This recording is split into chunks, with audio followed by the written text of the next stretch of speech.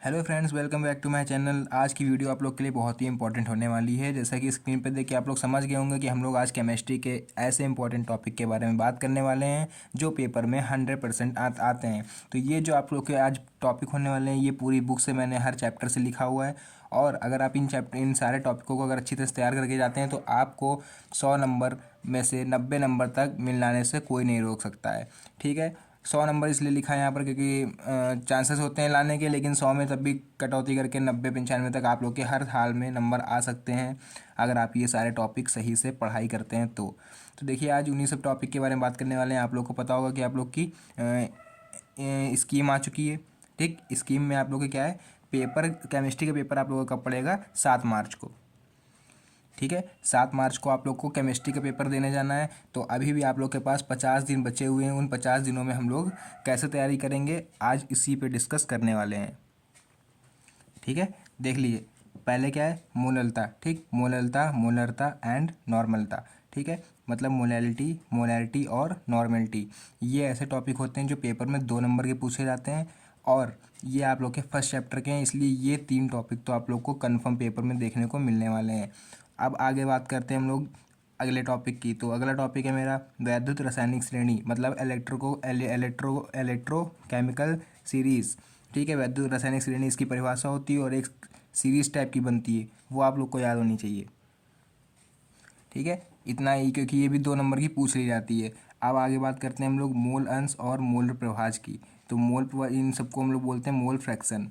ठीक, मोलर प्रभाज को और मोल अंश को, इसका ही फॉर्मूला होता है और इस पे बेसिस सवाल होते हैं जो, ठीक है, सवाल आप लोग के इस पर भी होते हैं, मोललता पर और मोलरता पर भी, नॉर्मलता पर भी। तो आप लोग को सवाल, अगर इस समय अब टाइम नहीं बचा है सवाल करने का, तो डिफिनेशन तो आपको इन सब की याद होनी चाहिए। अगला देख लेते हैं क्या है, ये देखिए, क्वथनांक में उन्नयन और अवनमन। ठीक, इंग्लिश में इसको बोलते हैं elevation in boiling and depression in boiling.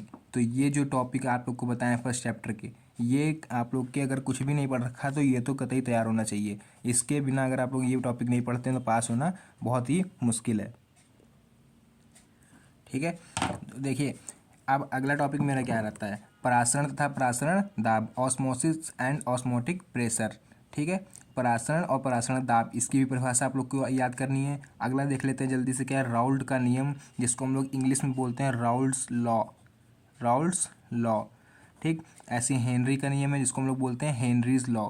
तो एक बात केमिस्ट्री में और याद रखिएगा, चाहे वो केमिस्ट्री हो चाहे फिजिक्स हो, जितने भी नियम होते हैं ना वैज्ञानिकों के, ये नियम, राउल्ट का नियम, हेनरी का नियम, ठीक, और भी कई नियम होते हैं, इन ये जो जितने नियम हैं ये आप लोग को हर हाल में तैयार करना है। ठीक है, केमिस्ट्री हो चाहे फिजिक्स हो, दोनों सब्जेक्ट की बात कर रहे हैं, नियम ये 100% पूछे जाते हैं नियम। ठीक है, अब देखते हैं जल्दी से अपना अगला टॉपिक।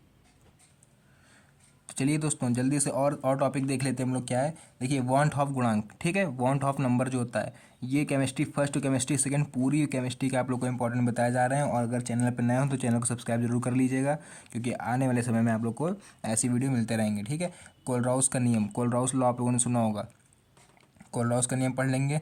और संक्रियण ऊर्जा, संक्रियण ऊर्जा ये पेपर में 4 नंबर की आती है। ठीक है, कोलराउस का नियम जितने भी हैं आपको 4 से 5 नंबर में देखने को मिल सकते हैं पेपर में। ऑक्सीकरण संख्या, इसको इंग्लिश में बोलते हैं ऑक्सीडेशन नंबर, ऑक्सीडेशन नंबर। ठीक, लीगेंड के प्रकार, लीगेंड आप लोगों ने पढ़ रखे होंगे, पॉजिटिव लीगेंड, ठीक, नेगेटिव लीगेंड, लीगेंड कितने प्रकार के होते हैं। उसके बाद हम लोग देखेंगे यहाँ उप सहसंयोजक संख्या, इसके बारे में दोस्तों बहुत बढ़िया से अध्ययन करिएगा, ये 3 नंबर का पूछा रहता है पेपर में, बहुत ही इंपॉर्टेंट टॉपिक है। वर्नर का सिद्धांत आप लोग को देखने को मिल सकता है। ठीक, हैलो एल्केन और हैलो एरीन। तो देखिए, इसके आप लोग को बता दें हम, इसकी जो इंपॉर्टेंट रिएक्शन होती है ऑर्गेनिक केमिस्ट्री की। ठीक, केमिस्ट्री सेकंड में केवल रिएक्शनें मेन होती है। ठीक, अभी करिए, अगर आप लोग को नहीं आती है तो केमिस्ट्री थोड़ी दिक्कत देने वाली है, लेकिन कोई दिक्कत नहीं। Hello alkene and hello arene की ये जो अभिक्रिया होती हैं, क्या होता है जब, क्या होता है जब इस तरह से रिएक्शनें जो आती हैं, ठीक, या फिर कैसे प्राप्त करेंगे, तो ये आप लोग मेरे चैनल में विजिट करेंगे तो आप लोग को वीडियो मिल जाएगी। और केमिस्ट्री की पूरी तैयारी, ये हैलो एल्केन और हैलो एरीन की नहीं, और आप लोग को मिलेंगे इसमें एमीन, ठीक, अल्कोहल, फिनॉल, इथर, इन सबकी इंपॉर्टेंट रिएक्शन आप लोग को देखने को मिल जाएगी। तो एक बार चैनल पर विजिट करके देखिएगा, आप लोग को लिए बहुत यूज़फुल होगा। आगे देख लेंगे हम लोग डीडीटी का प्रयोग।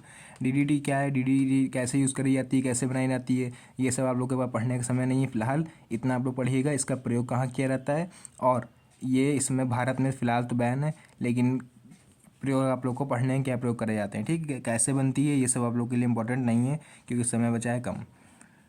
आगे देख लेंगे अल्कोहल की निर्माण विधि, ठीक। अल्कोहल कैसे बनती है, ये अल्कोहल का परीक्षण भी पूछा जाता है यहाँ पर। विधि परीक्षण लिख लीजिएगा, अवतार में आप लोग को देखने को मिल जाएगा। उसके आगे बढ़ेंगे यहाँ पर ल्यूकस परीक्षण। ल्यूकस का परीक्षण बहुत ही इंपॉर्टेंट होता है, ये 3 नंबर में पूछा जाता है आप लोग का। 2 से 3 नंबर, एक नंबर बहुत इंपॉर्टेंट होता है पेपर में। आगे देखिए मोनोसेकेराइड, ठीक।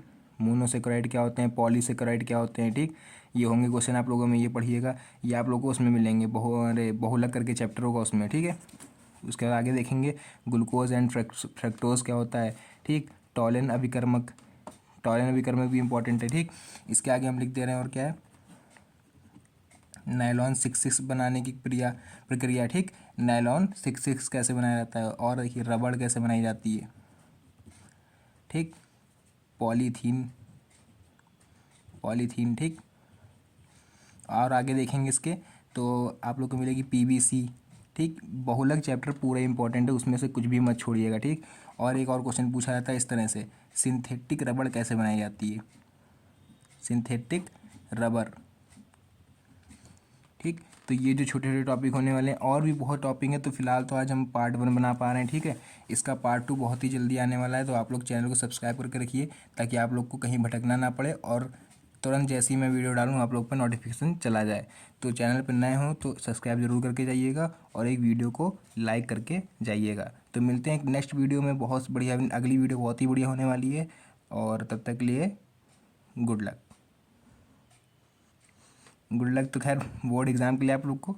तो अगली वीडियो में मिलते हैं, तब तक के लिए कोई भी अगर डाउट हो तो आप कमेंट बॉक्स में लिख सकते हैं, और एग्ज़ाम के लिए आप लोग को ऑल द बेस्ट, धन्यवाद, ठीक है। यही वीडियो को एंड करते हैं।